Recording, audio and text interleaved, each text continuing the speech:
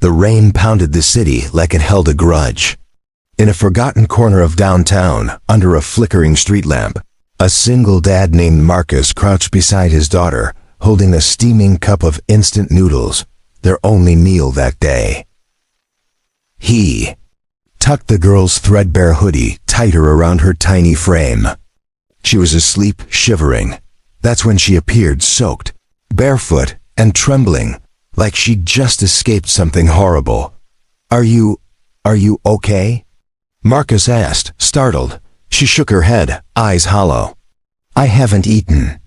In 3 days, Marcus looked at the cup of noodles, then at his daughter, then back at the woman. He didn't hesitate. "Here, you need it more." She looked at him like no one ever had, not with pity, but with awe. She whispered, "Do you even know who I am?" Marcus just shrugged. Someone who's hungry. He had no idea the stranger in rags once ran a billion-dollar empire, and tomorrow, she'd be back with an offer that would flip his entire world upside down. Steam rose from the cup as Elise slurped the noodles with trembling fingers. Her jaw clicked with each desperate bite. Marcus watched quietly, shivering. His daughter Lila leaned against his chest, half asleep. Her breathing was soft, shallow. The cold had taken its toll. "You're not from around here," Marcus finally said, eyes still scanning the street. Elise blinked up, eyes glassy. "I used to be, before everything disappeared." The silence between them stretched long, filled with the hum of rain and distant sirens. She finished the last bite and looked down, ashamed. "You gave me your dinner. For what?" Marcus chuckled, softly, though his face held no humor. "'Cause I've been there. Hungry's hungry. Doesn't matter who you are." She hesitated, then dug into her coat pocket, pulling out a soggy business card. The logo faded, but still visible. Elise Carrington, CEO, Novice Capital. Marcus raised an eyebrow. "That's supposed to mean something to me?" "No," she said, looking away. "But maybe it will, tomorrow." She stood slowly, unsteady on her feet. "Come back here tomorrow, noon." Then she was gone, swallowed by the fog. Marcus looked at the card, then tucked it into his sock. His stomach growled. His daughter whimpered. He had no idea tomorrow would change their lives forever. Just a year ago, Marcus Cole stood beneath a very different kind of light, the flickering fluorescent buzz of Denton Auto Repair, where his hands were always slick with engine grease, and his laugh echoed through the shop like oil-stained music. He was known for 2 things: being the best damn mechanic in Eastbrook, and never showing up without his daughter. Lila, curly-haired and curious, would sit on an overturned bucket, drawing pictures of cars while her dad worked. Customers loved it. One woman even said, "You're raising her with oil in her veins." But things started cracking the day the garage changed owners. The new boss didn't care about loyalty, only profit. And Lila's constant doctor visits made Marcus miss too many shifts. Then came the pink slip. "I'm not firing you," the boss had said. "I'm choosing someone more reliable." Marcus had swallowed his pride, packed his tools, and walked away, holding Lila's hand tighter than ever. "Where are we going now, Daddy?" she had asked. He smiled for her, though something behind his eyes died that day. "Somewhere we'll still be okay." He didn't tell her that his savings were nearly gone, or that the refrigerator at home hummed with nothing but light, because when you're a dad, your job isn't to show fear. It's to build castles from rubble, even if they only last until morning. Long before Lila was born, Marcus lived on the edge of scrapyards and second chances, raised in foster care, bounced between families like a borrowed tool, never quite fitting. He found peace at 14, sneaking into Manny's auto, where a retired vet named Manny taught him more than engines. "You fix machines by listening first," Manny said once, pressing Marcus's hand to a warm radiator. Same with people. Marcus listened. He learned. He loved. By 20, he had his first job. By 25, he'd met Clara, a waitress with eyes that softened his rough edges. They married under a gas station sign that had lost half its letters. It was perfect. Then came Lila, and suddenly Marcus knew a kind of love that terrified him, the kind that made you believe in forever. He wasn't a man of big dreams.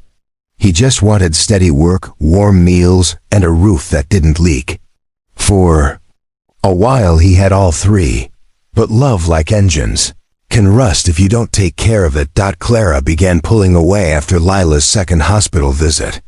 Marcus noticed the quiet resentment in her sighs, the way she stared out windows too long. Then came the moment he'd never forget. "I can't do this," she said. "I didn't sign up to be stuck." And just like that, she was gone. She left. A note on the kitchen table. 3 lines written in haste, underlined twice. "I love her, but I can't stay. She deserves more." And so do I. The bed was still warm when Marcus found it.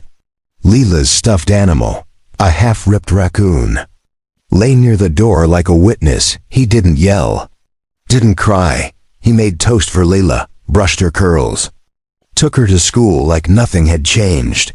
Only that night, once she was asleep, he sat in the hallway, hands covering his face as a silent scream tore through his throat. There was no custody fight, no warning, just a clean break in silence. Clara never called, never sent a letter, and the world didn't pause for his heartbreak. Bills still came. Lila still needed meds. And now he had to explain to a 5-year-old why her mother's side of the bed stayed cold. "Where's Mommy?" she'd asked on the second night. Marcus held her close and lied with a trembling voice. "She's chasing a dream. But she loves you, always." Lila nodded, too young to see the cracks in his smile, too innocent to know how close they were to losing everything. Every morning became a marathon of small miracles. Marcus learned to cook eggs with one hand while holding Lila's inhaler in the other. He became her nurse, her driver, her tutor, and somehow still tried to be her hero. The landlord came knocking twice a week. Marcus would crack the door just enough to slip excuses through it. "I'll have it Friday. Promise." Friday never came. At school, Layla was labeled as frequently absent. But no one saw the nights she coughed until dawn, or how Marcus stayed awake counting the hours until sunrise, praying she wouldn't spike another fever. Still, they had moments. Like when Marcus built her a cardboard rocket ship and they flew to the moon with a flashlight. Or when they danced to 80s music in the living room, because laughter was the only thing they could afford. Love lived in those moments. But so did exhaustion. His hands, once steady with engine bolts, now shook from hunger and stress. Some nights, he didn't eat at all, just watched Lila eat and told himself that was enough. But hunger doesn't wait. And neither does the rent. And so one night, Marcus found himself standing outside a 24-hour convenience store, holding $1 and praying the noodles would be enough. That was the night he met Elise. The envelope was pale pink, ironic, really, given the red warning stamped across it. Final notice. Marcus didn't open it right away. He stared at it for a full minute while the kettle boiled. Lila was humming in the other room, drawing with crayons on the back of an old mechanic invoice. He finally opened it. Eviction in 72 hours. No more delays.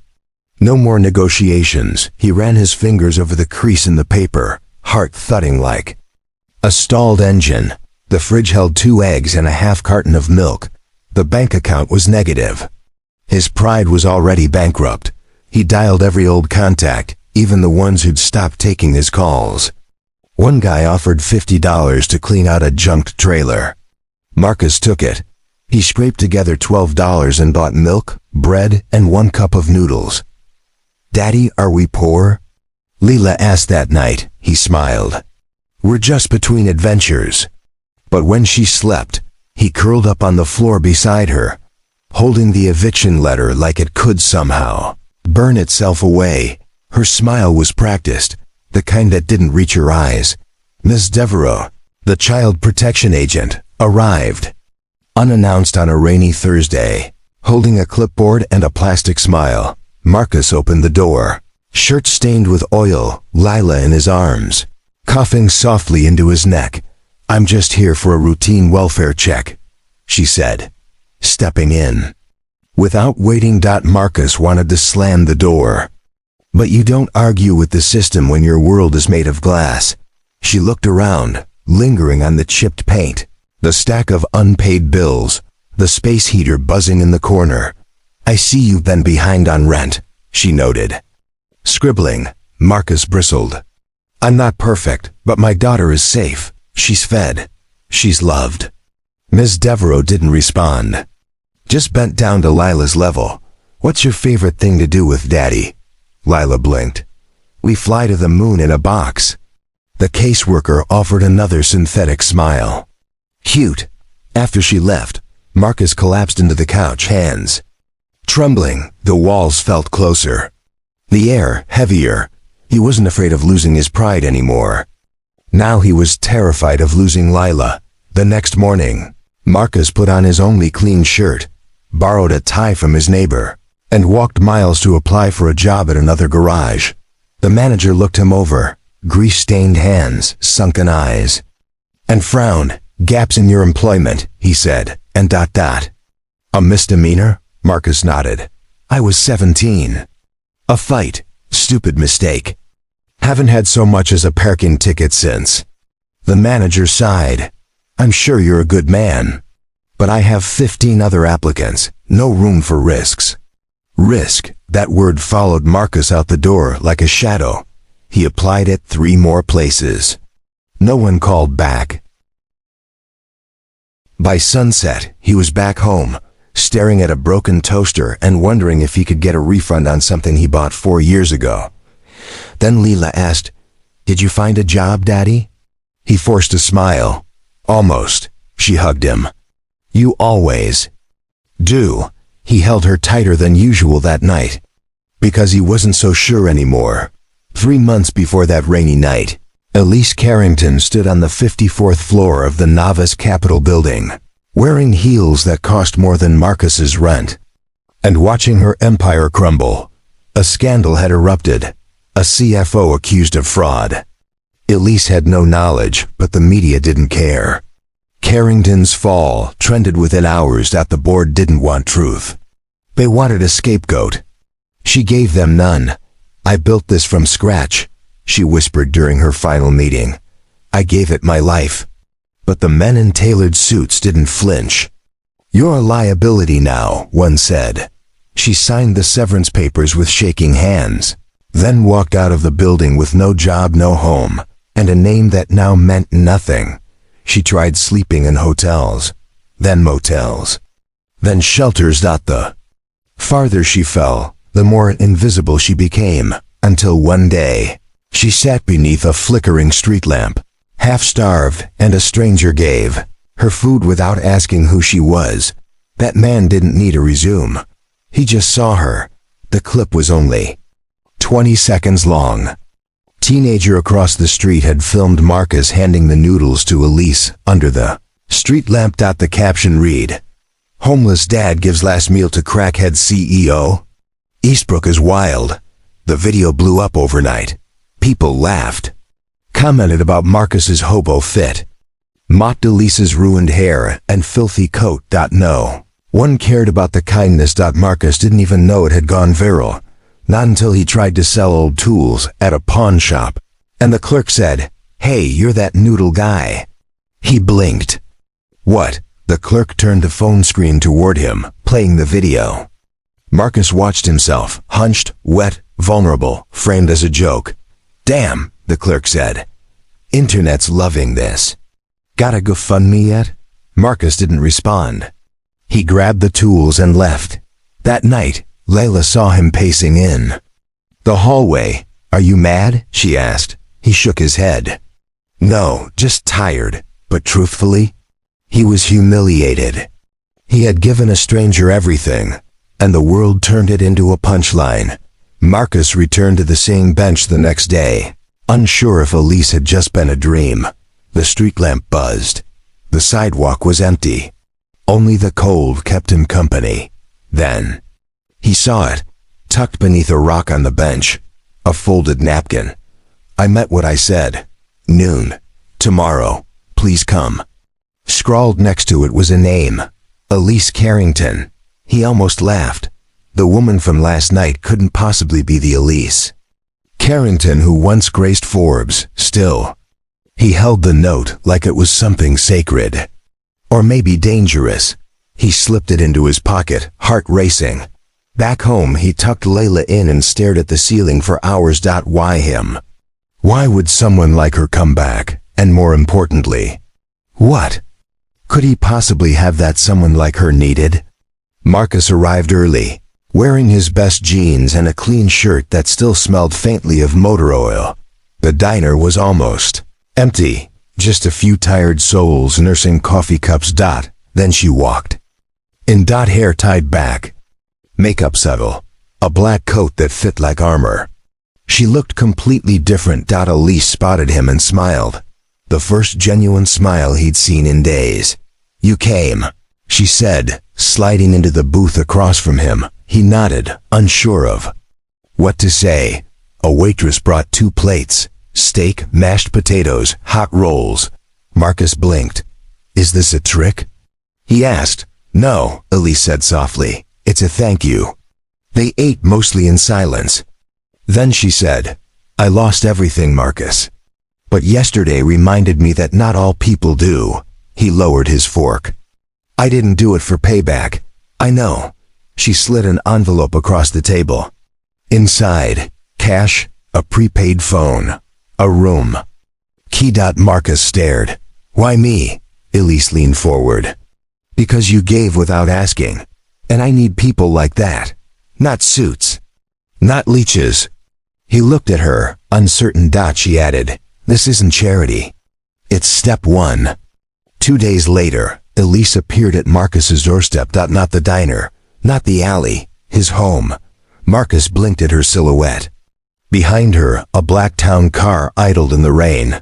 I tracked you down, she said, holding up a manila folder. Sorry for the invasion, but I figured you'd never call. She stepped in before he could answer, setting a dark leather suitcase on the cracked table. Inside was a winter coat for Lila, fresh clothes, a new backpack, a sealed envelope with $5,000, and a keycard to a furnished apartment. Uptown. Marcus stared at it all, overwhelmed, cautious, stunned. This isn't pity, Elise said, voice firm. You fed me when I had nothing. Let me return that faith. He shook his head slowly. I didn't do it to get repaid. I know, she whispered. That's what makes you worth investing in. He looked down at the suitcase. Then at Leela's empty shoes drying by the radiator. For the first time in months, he felt something foreign crawl into his chest. Hope. And it scared the hell out of him. That night, Marcus stood in front of the mirror, trying on the coat Elise had given him. It fit too well. He stared at himself, a clean man. A man with opportunity. A man with options. And suddenly, he couldn't breathe. He sat on the edge of the tub, burying his face in his hands. This isn't real, he whispered. This is a setup.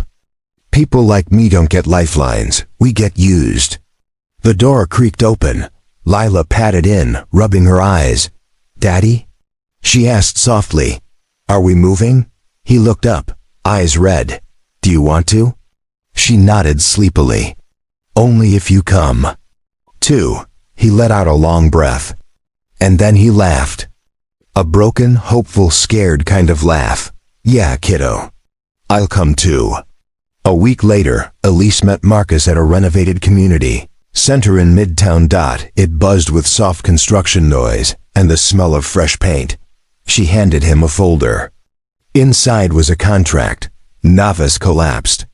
But I'm building something better, she said. A foundation for parents like you. People who give even when they're broken. He skimmed the contract. It was real. Director of Outreach. $62,000. Annual health coverage. Leela's meds covered. His fingers trembled. I don't have a degree. I don't know business. You know people, she said. That's what I need. He hesitated. Why take a chance on me? Elise leaned forward. Because no one took one on me when I needed it most. And because if I build this foundation on good hearts instead of polished resumes, maybe we all get to heal. He looked at the blank signature line. Then he signed. The media caught wind of the partnership within a week. Disgraced CEO forms foundation, hires homeless mechanic as executive. Photos of Marcus, the viral clip. Zoomed in freeze frames of him handing her noodles, spread like wildfire. Talk shows mocked them. Commentators called it a stunt. An old friend sent Marcus a screenshot. You're trending, bro. Didn't. No bums got promoted. Marcus felt the sting. The shame. But then came the counterwave. Single moms posted videos crying. Veterans wrote threads. Teachers shared stories of parents like Marcus who'd fought alone. And suddenly, the story wasn't about Elise's fall anymore. It was about Marcus's rise. Lila, too young to understand Twitter, saw her dad walk into the kitchen with a stack of interview requests and hugged him. You're kinda famous now. He kissed her forehead. Nah, just finally seen. At the foundation's launch, Marcus stood behind a podium in a second-hand suit, hands sweating against the polished wood. Elise gave a brief intro, then stepped aside. Marcus cleared his throat. The room was full, press, donors, strangers. My name is Marcus Cole, he began. And I'm not a CEO, I'm not a politician. I'm just a dad. Silence, he continued. I've been hungry. I've begged. I've lied to my daughter's face to keep her safe. And one night, I gave away the only food we had because someone looked hungrier. He paused, let the silence breathe. I didn't expect anything back, but sometimes life hands you more than what you gave. And when it does, you better be ready to give again. He finished quietly, because love without action is just a feeling, but love in motion? That's where the healing starts. Applause started slow. Then surged. Elise, standing in the wings, wiped her eyes. Marcus had always been a provider. Now he was a leader. 6 months later, Marcus stood outside his office. Glass door gleaming. Polished nameplate affixed in bold. Marcus J. Cole, Director of Outreach inside.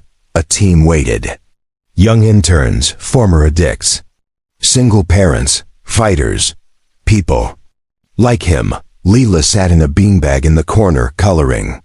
She looked up. You gonna go in? He grinned. Yeah, it's about time. He opened the door. The team clapped. Elise smiled from her corner desk. He stepped inside, closed the door, and took his seat. The man who once had nothing now ran a center dedicated to lifting others up. But it wasn't about the title or the paycheck. It was that his daughter would never again fall asleep afraid of the dark, because he'd made light out of it. Maybe we all have a choice, not in what we're given, but in how we give. Marcus didn't feed Elise because he knew who she was. He did it because he remembered what it felt like to be forgotten. And in return, he got more than food, shelter, or money. He got dignity. Sometimes love isn't loud. Sometimes it's quiet. A noodle cup, a warm coat, a nameplate on a door that once stood locked. Marcus never wanted a medal, just a name his daughter could say with pride. And now, she does. Every single day.